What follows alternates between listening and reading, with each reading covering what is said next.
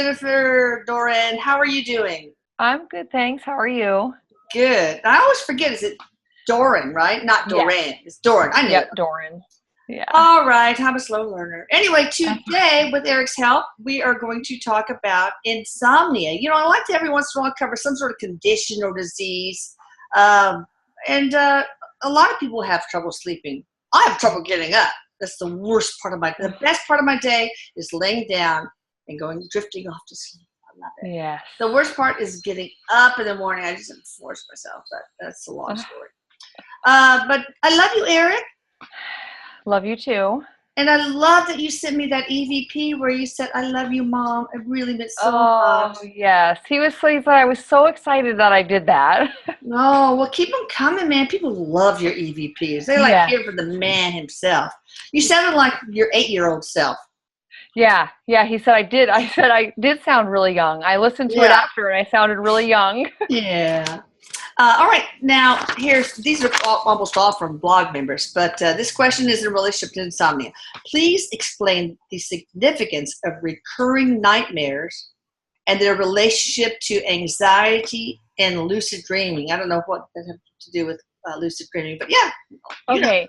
So there's actually multiple parts there is what he's saying.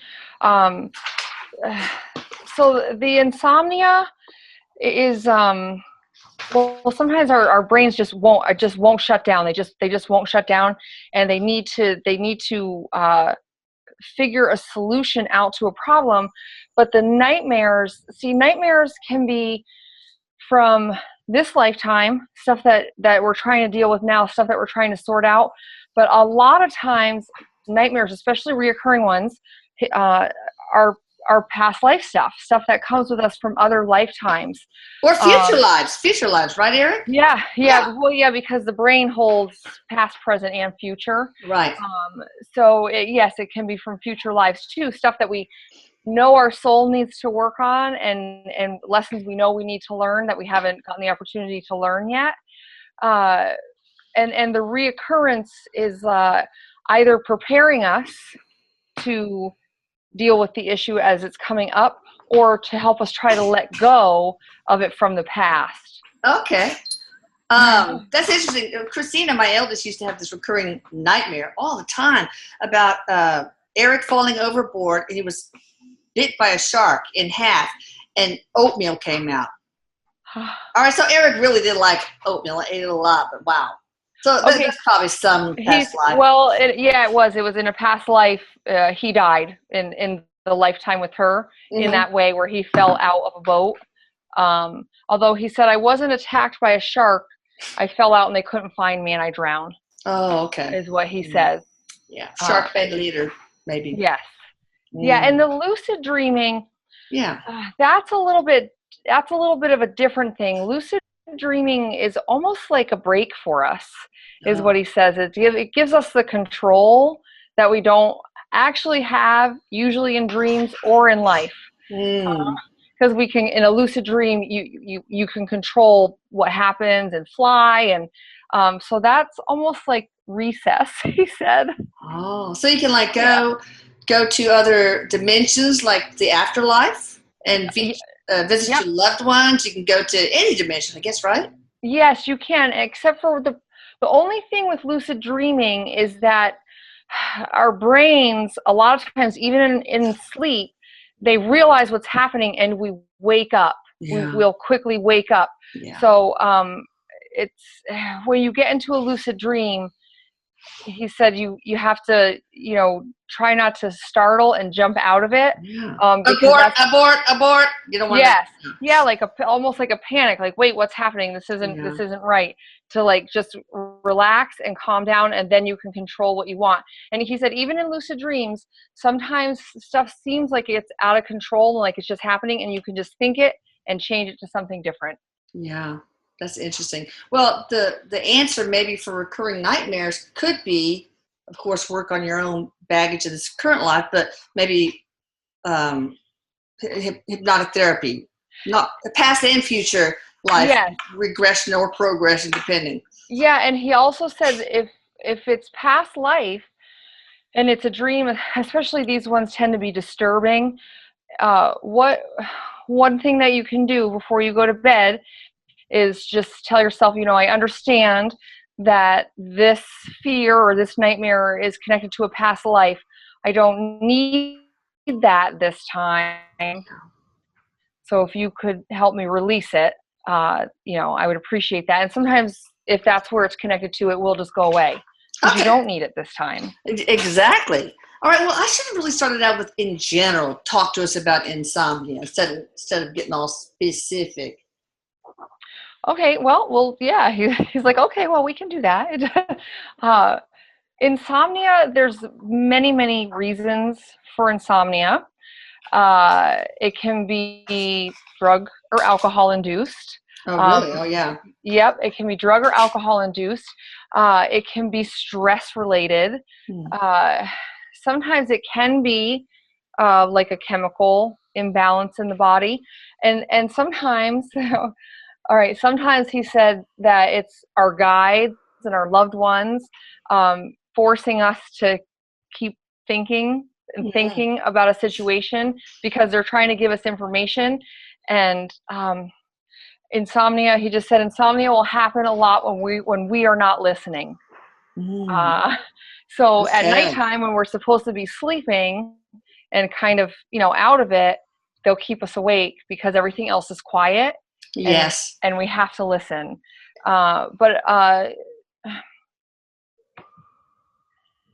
Well, it's weird.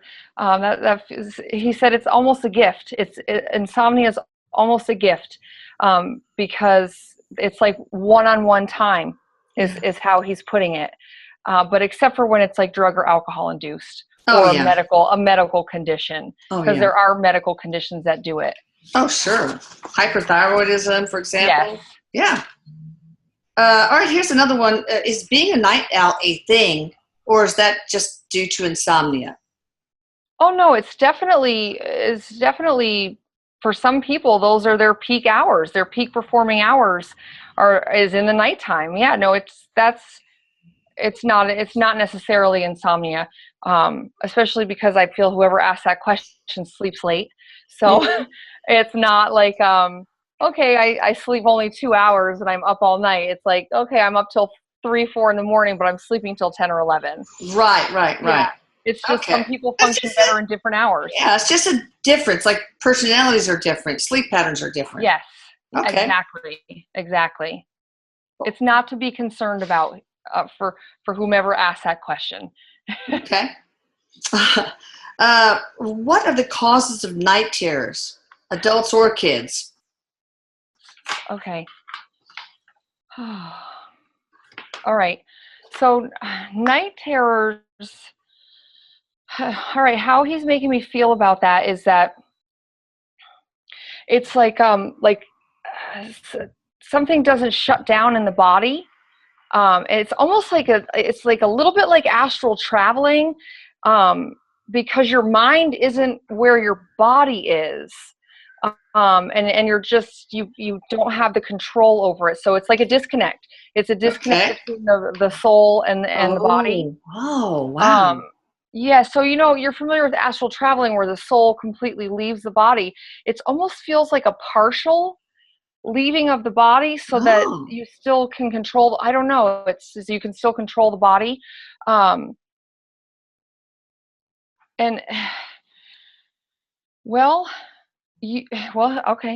Okay. Usually I'm just going to say it because this is what I'm getting. Usually the night terrors are connected to some sort of trauma. Whether it's this lifetime or another lifetime, it's like that because it's usually like a fight or flight, like the body goes into fight or flight. Right. Okay. What's some people need more sleep. Some people require very little. Is there a certain amount that's considered healthy or? 6 hours is what I just heard. Okay. Clear as day, 6 hours. But that's kind of the general thing. Some people do need more and some people can survive on less. Okay. But 6 is You don't want to Pretty go average. too many nights without. Yeah. Yeah. 6. Okay. Now, if you do have a disruptive sleep or just not a healthy sleep or whatever, something wrong with your sleep pattern, is there a way you can realign it? Yeah. Meditation, because a lot of times what he's saying is the mind is so fogged with the bills and the rent and the kids, and that's what happens, and you've got to get yourselves out of your mind and back into your bodies. Okay. And meditation is a good way to do that. But it's very hard to do here. He said it's just so hard to do here, and he said I struggled so much Yeah. with with that when I was there, because it's like how he's describing it is that it's like just denser here, and he said this to me before. It's just denser here. It's harder here. We can't see beyond what's right in front of us. Mm-hmm. So to take yourselves out of your mind and reconnect with your body and your soul is very, very hard to do. It takes practice to do here. Okay. Why do we need sleep anyway? To survive, because it is so hard here. We do need every day to just completely shut it down, or we just wouldn't make it. There's just no way you could make it there. You've got to have the break. Well, do we have to upload things from source or from our higher self or download stuff? I mean, is there that kind of thing going on, Erik? Yeah, there is. And we can also and we can ask for this too, especially with physical pain. Like when you go to sleep at night, you can just say, hey, I'm having this pain in my leg. Anybody over there who can help to heal me, please come and help heal me. So yeah, we are going and we're getting healing, and we're getting affection and love and reassurance. We just don't really remember it when we wake up. Yeah, that's interesting. That's cool. I never thought about that, Erik, to ask for Yes. healing energy while you're asleep. Yes, and so cool. and he says what you do is you you create an area, a place, like a room that you're going to go to, and you ask your guides and your loved ones and whoever else can come and help you, and they'll come and they'll help heal you if healing is what's supposed to happen. Because sometimes we're supposed to have stuff that we need to keep for a while. So. Oh yeah, of course. So. All right. So tonight is going to be when I go to sleep. Here I am on this examining table, whatever treatment table in this white room, and you guys get rid of my wrinkles. Get rid of my wrinkles. He just said, "You're such a doctor. You made it into a white room with a medical table." He's like, "You can make it into something nice and relaxing." And I'll work on that. Yeah. Okay. What do you suggest? Natural stuff or whatever to help people fall asleep? Okay, so I actually when you said that, he gave me a smell of lavender. A whiff of lavender. So aromatherapy stuff, teas that that would be calming. And also he said, before bed, at least a little while before bed, get off the computers, get off the tablets, get off the phones, because that creates such a high vibration in our brains. Yes. That it's hard to shut it right off and go to sleep. And there's melatonin works for people. There's all kinds of natural stuff that works for people. So what works for some won't work for others. Of course. Chamomile tea, that's another one. Yeah. Okay. Now, here's one person that says, can anybody die from lack of sleep? Well, no, because you would just eventually pass out. And okay. Yeah. I mean, the risk would be if you were driving or, doing something stupid, then yes. But really, he says, no, your body would just shut down. Okay. Before you would die. Oh, yeah, of course. This one person wants to know if insomnia can be induced by food consumption, some sort of poison in the water, or chemical like bug sprays, electric wires above us, anything like that. Yes, absolutely. Absolutely. Food for sure, because Just depending on if you have a reaction to it, it can, increase your brain activity. And the chemicals, yeah, because Erik says some people are so sensitive to the chemicals here. So what one person might be really, sick from or can't sleep from, another person wouldn't even notice. So Ah. yeah, for this person who's asking, if they just have an incredibly sensitive system, yes, it could absolutely cause insomnia, and like making you very, very hot, like the food. I don't know who asked this question, but like certain foods make your body very, very hot and hard to sleep. Oh yeah, I hate having hot hands or feet when I sleep. I can't do it. Yeah. Okay, so some people take sleeping pills to knock themselves out. Does that kind of sleep help the body still? An artificially induced sleep? Oh, well, how he is making me feel about it is that for some people, they just need to sleep, and this is the route that they've chosen to take, although there would be other options that might not be as easy. But it's not the best option, just because of the side effects, the crazy side effects that can happen with the sleeping pills, and most of the time people become very dependent on it. Oh yeah. So it's just like he's like, it's not really Not the best advised. But option. do you still have the uploading and downloading from source higher, your Yes, guys, all this yes, stuff, and you still get yeah, the rest you need? yeah, you do, but sometimes you don't get the right kind of rest that you need, because it's like, it stops the body, but it does something different to the brain than actual real sleep on your own does. Okay. So it does dull things down a bit. But Okay. he did say some people do need to have the sleeping pills. Okay. All right. Here's one from somebody. My parents and parents' parents slept like babies, but I always suffered. Age 69 now. Question. Are we suffering from insomnia, or is this the norm for most who don't sleep? In other words, have things changed and, people nowadays have more insomnia? I think she's asking that. Okay.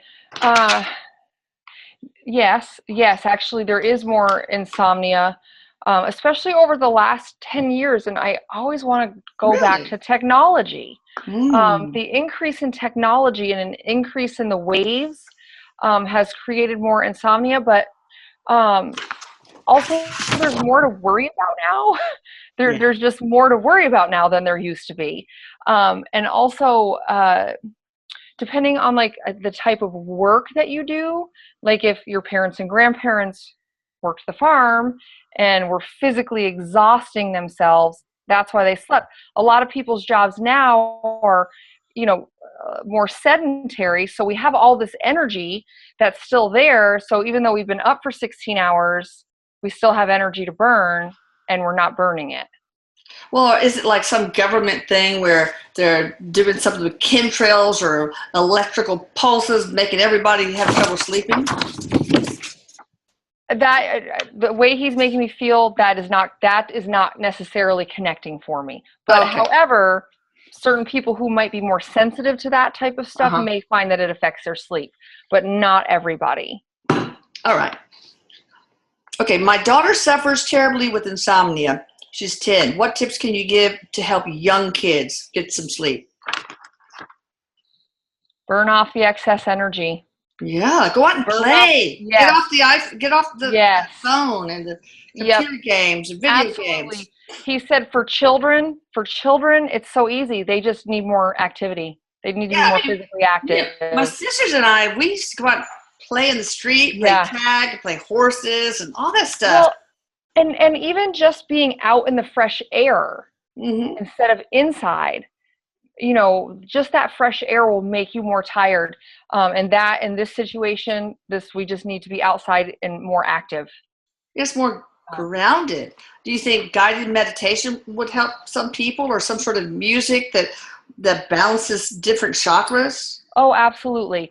Yeah, guided meditations for people who are having insomnia, to put on a guided meditation and listen to that as they go to sleep, um, is absolutely a excellent way to do this. And, really a lot of people, what he's saying is a lot of people don't succeed with meditation because we have a very hard time just sitting quietly and just trying to let all the thoughts go out. A lot of times people need a guided meditation, but they think, oh, I can't meditate, so I just don't even try. Or you can do active meditation, washing dishes, doing gardening, and all that stuff. That kind of gets people in the zone. All right, here's one last question. My daughter has Asperger's and has always had horrible insomnia. She actually sleeps better during the daytime, which of course doesn't make her very productive. This is a documented problem for Asperger's / autism. I wonder if you could ask Jennifer the reason for this and any help for autistic people on the autistic spectrum. Okay, what I'm getting from Erik is that because of the condition, the brain is just wired a little bit differently, and it affects the circadian rhythms.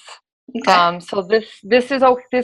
It's okay. This is to be expected. It's just how the brain is wiring and functioning. And I don't. For me, the way he's making me feel is I don't feel that it needs to be changed.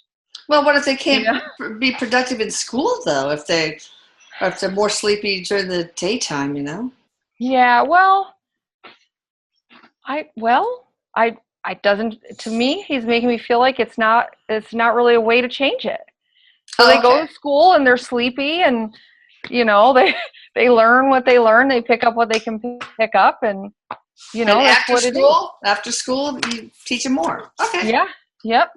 Anything else you want to add about insomnia, Erik? Well, he just said it always passes. So yeah. So even everything does. It always passes. Even if you're going on 3 or 4 days, you'll eventually get some sleep. That's true. All right. Well, thank you so much. I love you. You guys can go seek out Jennifer. I'll put her website there. Just go to Facebook and it's psychic medium Jennifer Doran. Yes, I am working on a website. I should have one up soon. Yay! All right.